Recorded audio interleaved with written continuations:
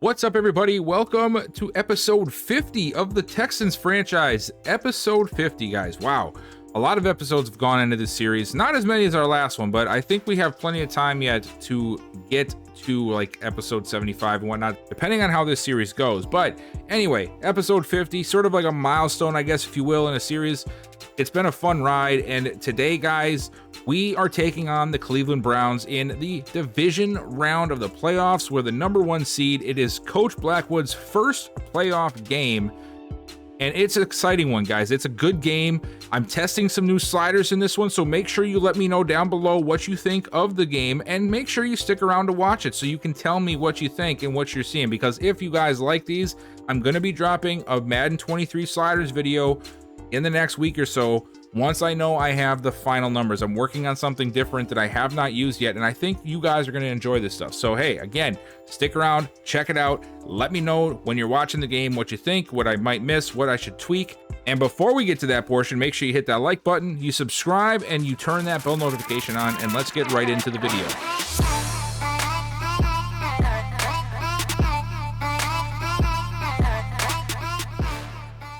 We're going to start things off today looking at the playoff bracket and just seeing where everything sort of fell for both sides. We're playing the Browns. We have the Bengals and the Broncos as the other AFC game. You can see that the Browns knocked the Dolphins off, the number 2 seed. And then the Broncos knocked the Chiefs off. And then the Bengals beat the Raiders, which was sort of expected. I'm actually surprised they put up that big of a fight against the Bengals. But these two games, especially to me, are rather surprising considering the Chiefs with Patrick Mahomes and the Dolphins. Just the overall team makeup, I feel, is better than the Browns. And over on the NFC side, we have the Lions, who are the number 1 seed. That's very surprising to see. I mean, obviously, we're far into the future, but it's just weird to see the Lions at the number 1 of anything. So congrats to you Lions fans out there. In the CB gaming world, you guys are good. And then the Commanders are the number 2 seed, and they're going to be taking on the number 3 seed, the Carolina Panthers, and the Buccaneers, of course, being the 5 seed that made it to the next round. And then in the wild card, we have the Commanders beating the Eagles, the Panthers beating the Rams, and the Buccaneers beating the Cardinals. Much more expected results, I guess, if you will, on the NFC side, given maybe the Buccaneers and Cardinals won, but the Buccaneers do have a really good quarterback in Devin Yankee, so that's not too surprising. The Panthers definitely should have won that. We talked earlier this season about how good Sam Darnold's been, and they added Stephon Diggs earlier this year, so no surprise to see them advancing in the playoffs. The Commanders beating the Eagles, that is a little surprising, but also the Eagles seeming to have a little bit of a down year, so that does sort of make sense, I guess, in the long run. So as for us today, we are going to be doing our game against the Browns. It is a big matchup, and I believe we've seen this team already this year, so we'll get a chance to see them again, and I can't wait to see it. So before we get to that, though, let's go check out the Browns, see how their season ended, and then we'll get to the game. Deshaun Watson had a very good year as well. Seems like most of the quarterbacks in the sim world have good seasons, at least 4,300 yards, just shy of 4,400, 38 touchdowns and 13 interceptions, passer rating of 106.8. Nick Chubb doing what he does, 1,800 yards, averaging 6 yards a carry, 14 touchdowns. I'm pretty sure he's had that stat line every year of this franchise. It's been sort of insane what he's been able to do since the start of this series. Receiving, when we saw them last time, Amari Cooper did not have as big of an impact, but he still had a great season. 1,280 yards, 11 touchdowns. The guy that was seeming to make a lot of plays against us was Angelo Elliott and then David Njoku, which doesn't surprise me too much. But they also have Tyler Boyd, the former Bengal. So a lot of weapons for Watson to throw to. And hopefully our defense is a little bit better this time around, because the last time, if I remember correctly, they ended up getting some pretty big plays off against us. And of course, you can't talk about the Browns without talking about Myles Garrett leading the team with 15 sacks. I think it's top 3 in the entire league as well. Interceptions, not a lot going on here. Taj Lowry and Austin Hayden and Greg Newsome all tied for the lead with 2. And then you have, of course, your group of just 1. But this defense is actually a decent front. Taj Lowry is a young guy. They also have, what's his name? Let me find him here. Isaiah Mumphrey, who is going to be the starter. I noticed that he didn't get a chance to start, and he should have been starting. So he's going to be the starter over Sebastian Bradford on the outside, because Mumphrey is a second-year guy, and he is, I think he's like 4 overalls better than Bradford. So I've made sure to put him as the starter. And but they do have a pretty decent front, and they're also led by Tevin Waddle, who is an 88 overall superstar D tackle in his 4th season. He's turned into quite a good player. So overall, while this team does not exactly jump off the page stat-wise, this offense was a top 5 unit in the league this year, and the defense was sort of middle of the pack, but it is essentially better than ours at the end of the day, because we had the absolute worst defense finishing the season. It was not a fun season for us defensively, as you guys know. Looking down here at the overall ranks, Cleveland has the number 7 scoring offense, the number 26 passing offense, but the number 2 rushing performance. And that is what catapulted their offense to number 5. I think it was number 5 or 4 on the list as a whole, because of just how dominant Nick Chubb has been for this team. On the defensive side of the ball, a little bit different, up and down. Number 7 in rushing, number 27 in passing, number 14 in points per game. And then it's sort of similar to ours. We were 7th in points allowed, 32nd in passing yards, and 10th in rushing yards allowed. So I feel like this is going to be a really good matchup. If you look at the overalls, our offense is better than their defense by 1, and their offense is better than our defense by 1. We're both an 85 overall, just weighted a little bit differently. So overall, this should be a pretty good matchup for us, and hopefully we can go ahead and get ourselves another victory. So without further ado, let's go ahead and let's get to kickoff. And it is time. We are starting off on defense today. Watson coming out here to lead this offense. But as we talked about before this game, Nick Chubb is definitely the one that we have to be worried about the most, as he is in the shotgun there. Watson going to throw it on first down over the middle. He's got someone. Who is that? It is David Njoku. I formation. They're going to go to Chubb. Chubb trying to get outside. Devin White doing a good job bringing him down after a couple, leaving us with 3rd and 2 here. Got to expect them to go back to the ground game, and that's exactly what they do. And a crease opens up, and he gets out to the 40. Shotgun formation again. Watson, he's got time. Time runs out. He's able to get rid of it to Angelo Elliott for a nice pickup over the middle, gain of 8. And now they're going to stick in this. Oh, they got us to jump. Free play here, and they get it off to Elliott again inside the 40. That's going to be a offsides or neutral zone infraction. Yep, there it is. Offsides on Redmond. You see Redmond there wearing the arm brace. I have him in the arm brace because of all of the injuries he's been having. He's decided that it is time for him to start wearing an extra brace, try and protect his body a little bit more to avoid more injuries into the future, as Chubb takes it for another 6 yards. This offense moving very smoothly right now, as Watson now in the empty formation. We send heat, but they pick it up quick enough. They will get it out to Amari Cooper with enough time before the pressure gets there and get the first down. Watson again. Oh, dangerous throw. Dangerous throw. It looked like Bonner had a chance, but he could not bring it in. Hand off to the other side. Chubb trying to sneak through, but Redmond wrapping him up and bringing him down. Chance here to get off the field and force a field goal. 3rd and 7. Watson under pressure, and he's going to go down. Look at that. Jonathan Grenard working off the block. Watson running into the pressure to some degree before trying to escape, but it was too late. And at least we can recover and force a field goal after that. And now it is time for Dylan Gilbert, Blackwood's first opportunity as a coach, and you know he's got to be excited. Gilbert finished the season really good, guys. 40 touchdowns, 8 interceptions. We knew he was going to be good for us, but he has gotten better and better as the season goes on. And I would say part of that has to do with, I think, the emergence of our running game. While the stats don't show it, you guys know as well as I do, watching these games, you can see the running game sometimes really popping off. And there it is, a quick shot over the middle to Nico Collins. Gilbert underneath. This time it's Dahl. Dahl trying to put the moves on Hayden, but it does not work. Still ends up getting 7 yards on the play. 2nd and 3. And it's a play action to Pierman. He goes outside to Walsh, and another quick shot, and Garrett is hurt on the play. That is a big injury for Cleveland. Want to see us get this ground game going here. Hand it off. There it is. But the Browns do an excellent job up front, closing it off and getting to Pierman after just a yard. And now we're going to go empty set. Gilbert over the middle, and he just missed him. He had Dahl wide open and missed him.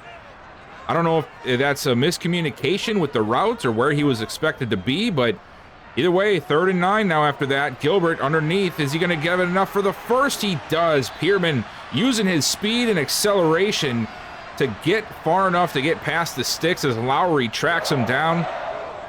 But now we find ourselves close to field goal range.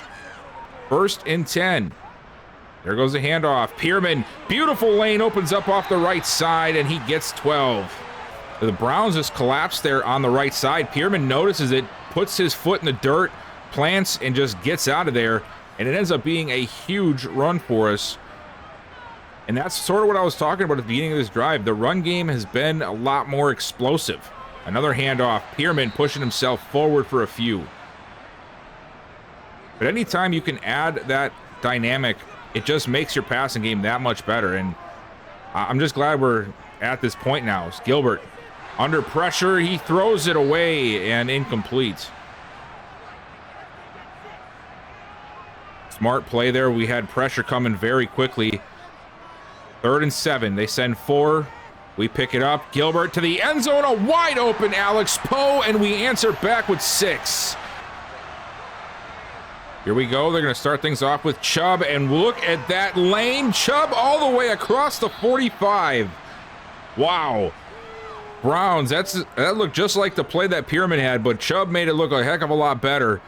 Gain of about 20 yards as that line just opened up like the Red Sea.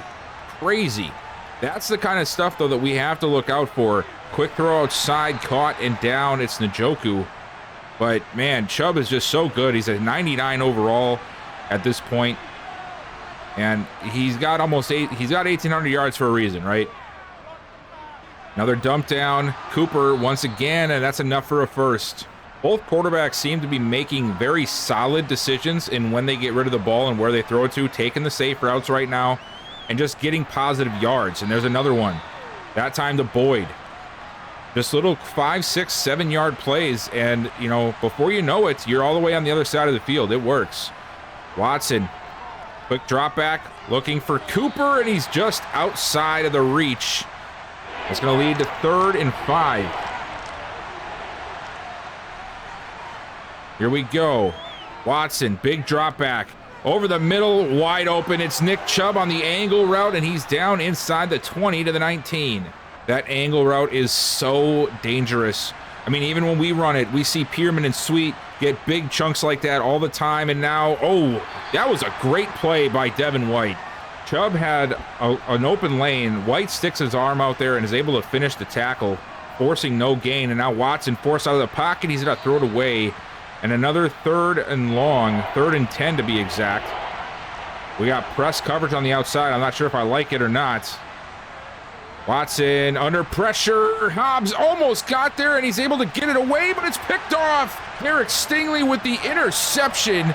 And instead of giving up 3, we're going to get it back for our offense. What a play by Derek Stingley in the back of the end zone, working against David Njoku. That's the kind of stuff we have not seen out of the defense a whole lot since the beginning of this season, and that is turnovers and suffocating, getting that pressure as Sweet takes it for 7. So far, things going our way. Handoff to Sweet again. Oh, he gets sandwiched. That did not work. I think that was Mumfries, and I'm not sure who the other one was. I think it might have been the strong safety.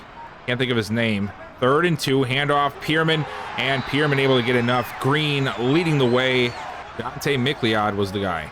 All right. Here we go. Quick snap, quick throw. It's Walker, and he's out to the 38. Another short gain of 5. You know, similar to Watson, just taking what you can get. Get the 5 yards to 6 yards. It's going to pull them up and eventually lead to something downfield. As another quick throw to Poe as he gets to midfield himself. I love the quick thinking we're seeing right now from Gilbert. 2 catches, 33 for Poe. Of course, that first one being that awesome touchdown. Hand off, Pearman cuts it back left side, and the hole opens up, and oh, he lost it! He lost it, and that was definitely a fumble. That thing popped out super early, and Strickland ends up with the recovery. Dang, that was a good play. A good play by the Browns defense. They held him up long enough, and it was Thomas getting his hand in there and forcing the fumble. And now the Browns have a shot to turn this around. 1st and 10. Watson takes a shot, and he's got him. Elliott, the one on the catch. Pistol. Oh, look out for McManus. There it is. There's the sack. 2nd one of the day. Here we go. Watson over the middle. Very good play there. That spot route for Elliott opened up. And instead of it being 3rd and long now, it is 3rd and very manageable with a guy like Nick Chubb in the backfield. Oh, they opt to throw for it. Watson looking around, goes deep to the end zone. It's incomplete.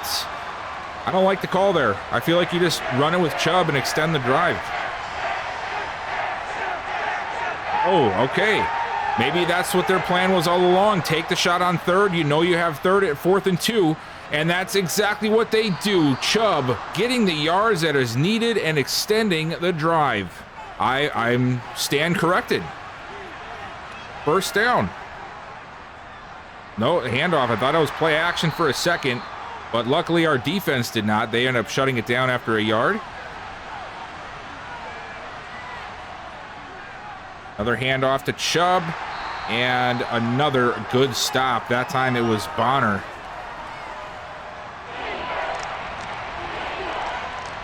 Here we go. We're playing off a little bit. Let's see, what do we got? A cover 4 going on here. Watson under pressure again, and there's a fumble right back. Defense is turning up in this game. The interception on the last drive and the fumble on this one. That one caused by Jonathan Franklin Myers. Both teams opened up with punts. We had an awesome defensive drive last time out, including a sack by Devin White.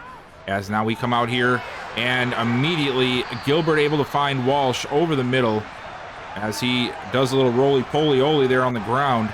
Offset eye, another pass for Gilbert.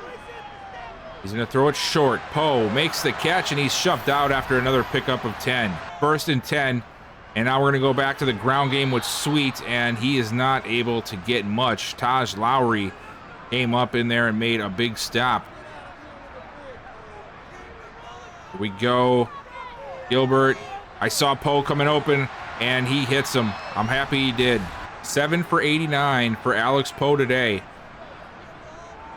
Gilbert lets it go. Dahl open, down inside the 10. I've been giving Jason Dahl a little playing time today, if you guys have been able to tell. And I just want to get a feel for him, you know? Gilbert. After the play action, plenty of time. It's going to break down eventually, though, so he's got to get rid of it, and he doesn't. And it's Waddle, the superstar D tackle, giving him a little crap, too, probably saying, like, dude, well, how long do you think we were going to give you back here? Hats off to McAllister, though, the young guy. He held up. I mean, you can't even fault the lineman on that kind of situation. That's way too long. Underneath to Walsh. He'll get some of that yardage back, but it's still 3rd and goal from the 12. Big play needed here. And we got 2 tight ends set. Pearman in motion. Gilbert. Looking, nobody open. He's going to roll out of the pocket, and he throws it away, and we're going to have to take 3 more. 1st and 10, handoff to Pearman, and he tries to get outside of the edge. Only able to get 3. Not a bad day, though. 7 for 33 is not the worst day rushing. Quick throw to Dahl, and he gets the first. Nice job. I'm starting to lean a little bit more towards Jason Dahl being kept on board, even though Collins has been a great piece for us. And the reason for... Oh, there's a big lane for Pearman. breaking free down the sidelines and finally brought down at the 26. What a job on the cutback for Pearman.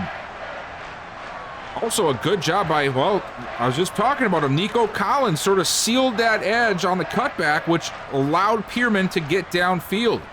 Collins, I'm trying to talk about replacing you. Can you not do those cool things when I'm doing that, please? Play action. Good time for it. And, ooh, Colin Harris makes the catch, trying to fight past Denzel Ward, but he is able to get 6 and nothing more. But as I was saying, Dahl is very fast. He's younger, and he's going to be cheaper. Gilbert over the middle. Walsh caught it down to the 9. So even with that, you know, Collins could still be a contributor on a team. Like, he could be a number 2. He can't be a number 1 anymore, but he can definitely be a number 2 on a team. And, you know, I don't know. I'm just trying to think of how the player would react in this situation. Quick throw over the middle to Pearman, and Pearman reaching out to the 2. Would he want to sit here and be passed up by Walker and Poe continuously, or would he want to go somewhere to get a shot, sort of like Slayton? Oh, nice job. Got a yard, but I'm not sure who that was. Was that Mumfries? Yeah, Mumphrey with the stop. He came screaming off the edge, and he brings down Pearman. That probably would have been a touchdown if not for his play. 4th and goal. We're going to go for it. All right. I'm not sure if I like this yet. We'll find out if it works. Here it is. 4th and goal.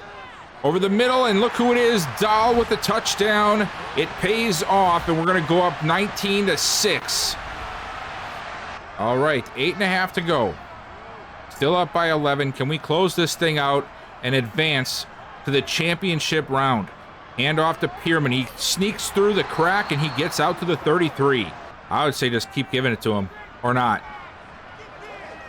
Gilbert under pressure, and he throws it away. That's why we should have just ran it right there. I mean, we got nothing out of it anyway. 3rd and 2. Now we will run it, and he gets the first down, but barely. I thought he got stopped short there, but I did see him fall forward at the end. Play action. Over the middle. There is no way he just caught that. You've got to be kidding me. That was triple coverage. I mean, I'm almost mad at Gilbert for throwing that to him. But through 3 different people putting hands on him, he's able to bring it down and make the play. That's a we want to win this playoff game catch right there. Handoff, Pearman bounces inside. A huge lane opens up, and he's down to the 22. Rolling here to try and close this game out. 1st and 10. Over the middle, Walker turning up field, and he's down inside the 10. Demarion Sweet checking in. I formation. We're going to throw out of it. Gilbert under pressure, and he's going to go down. No! No way! And we fumble it. And it's Waddle again. That was the worst way that could have happened. Why didn't we just run the ball? Just run the ball. 1st down, blitz coming. They get rid of it, and Devin White. What an incredible play, by the way. I mean, that's just such a big-time play right there. Open field, Nick Chubb is lit up, and he brings him down, losing 4 yards in the process after our offense just completely shit the bed. You know, there's no other way to put it. Watson, short throw underneath to Boyd, and Boyd is brought down. McManus was not letting him pass. 3rd and 8. We know this is 4-down territory for them, so it does not matter what happens on this play. Watson rolling. He's going to take off with it, and he gets the first. Handoff to Chubb, cuts it inside, wiggles through a hole, and he gets 10. And they are driving, but now at this point, it's almost as if, is there enough time? They've got to start hurrying this thing up a little bit. Empty set for Watson. I think they realize it too.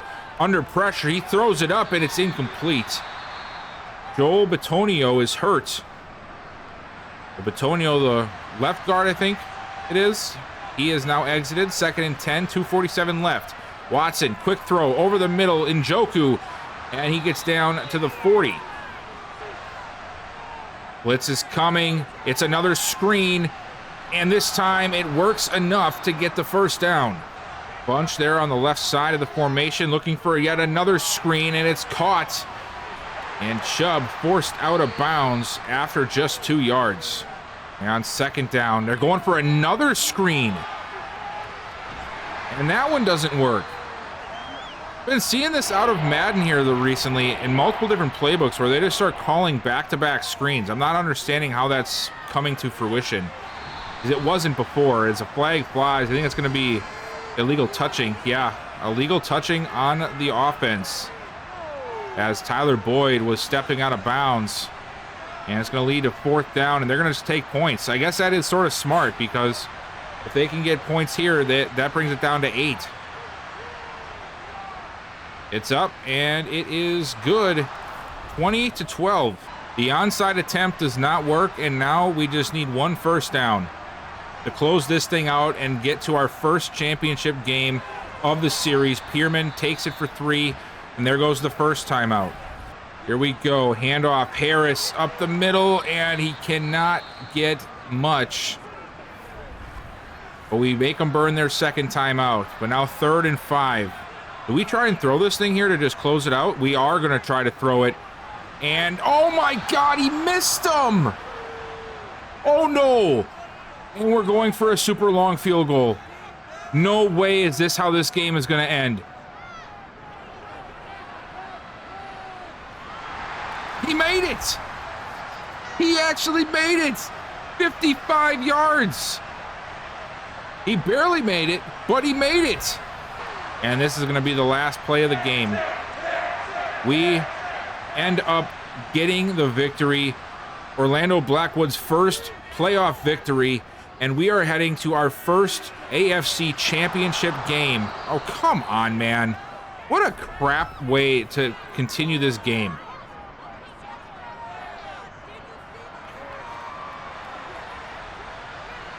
And now they're going to score a touchdown to make this game look closer. This coding sometimes is just so ass backwards. Yep, there it is. What a stupid game. Oy, whatever. We're still winning regardless. It doesn't matter. It's just sort of irritating because, like, the game's over. Yep, there we go. Congrats. There it is, guys. We end up winning the game. Orlando Blackwood gets his first playoff victory. We're sending the Browns home. And we have now made it to where the road to the Super Bowl is going to go through Houston as we move on to the championship game for the first time in this series. We haven't been this far yet. This is awesome. There is nothing that I could have done to write a better story for the next episode. We are going to be taking on the Cincinnati Bengals in a rematch for the rights to go and represent the AFC in the Super Bowl this year. The Bengals, of course, the team that has gotten the best of us, and honestly recently, even just last episode, ending our win streak and embarrassing us really at home. We are going to get a chance for revenge in the playoffs for the biggest game of the season. That is something that you just can't make this up. That's awesome to see. I'm actually sort of happy that they ended up winning that game. It just feels right. But anyway, that is pretty much the entire episode, guys. There wasn't a lot to do. We're in the playoffs. It's really just getting through these games, seeing if we can get ourselves to a Super Bowl and win one. I appreciate you guys so much for watching. Please consider dropping a like if you have not already, subscribing to the channel if you have not. I know there are a lot of you that watch me but don't actually sub. You guys know this helps us YouTubers out, man. Please do me a favor, hit that sub button and turn that bell notification on while you're at it so you know when I upload. And I'm going to see you guys next time.